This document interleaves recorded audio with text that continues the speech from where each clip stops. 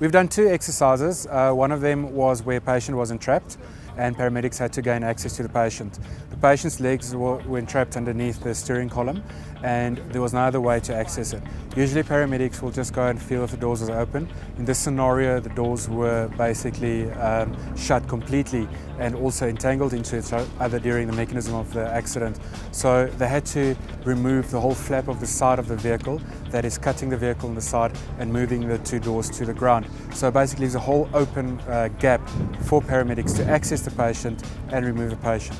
That is a scenario where you'll be using all your tools, from stabilization tools, from cutting tools, spreader tools, everything possibly, and also test your medical knowledge because you need to be part of that patient the whole time, explain to the patient what's going on. So test your communication skills as well, which is very important. The last thing you want is a patient that gets aggressive inside of the vehicle or try to move in the way, because you could do more harm when he moves or she moves into the way of the cutters or spreaders, and also then ultimately cause damage to the paramedics.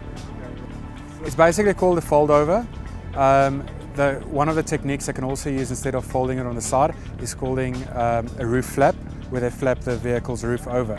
You can also, some of them refer to it as a door flap, where you just flap the door to the bottom. In one of the scenarios, the vehicle is on its roof.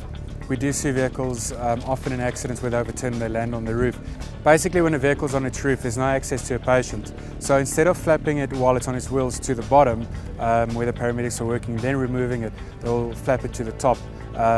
Also still on the bottom, but now with the wheels at the top, and then secure it. Also creates a big hole for them to access the patient. So it's very basic techniques, but it's also very dangerous techniques. And importantly, keep your patient informed what's going on, speak to your crew members, and making it possible that you work together as a team. Teamwork is very important in this because someone can get hurt if they do not adhere to safety and teamwork. The course is conducted by Rescue South Africa, which is endorsed by University of Johannesburg, and we were fortunate enough, this is one of the first, we believe, in South Africa, where a motor company has given us the opportunity to use brand new vehicles. And Ford Motor Company of Southern Africa was kind enough to give us 10 brand new vehicles, which we can basically destroy, but also learn from it.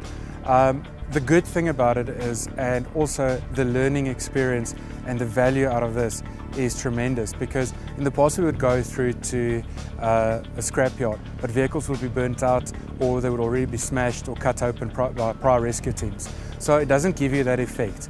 You don't have the risk of airbags, you don't have the risk of fuel in the vehicle. The vehicle is not in neat condition, so maybe the seats have been removed. Whereas this, it's a brand new vehicle, there's glass you have to break to gain entry to. Here it's nothing as let's make or pretend. It could be real, because this is the scenario you're going to get.